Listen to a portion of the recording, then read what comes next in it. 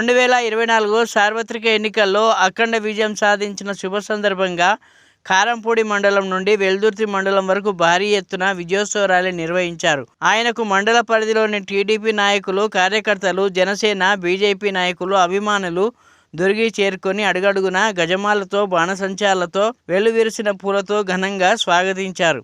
మాచర్ల నియోజకవర్గంలో అధికారికంగా ఎమ్మెల్యేగా అడుగుపెట్టడం అభినందనీయమన్నారు. మాచర్ల నియోజకవర్గ అభివృద్ధికి కృషి చేయాలని కోరారు.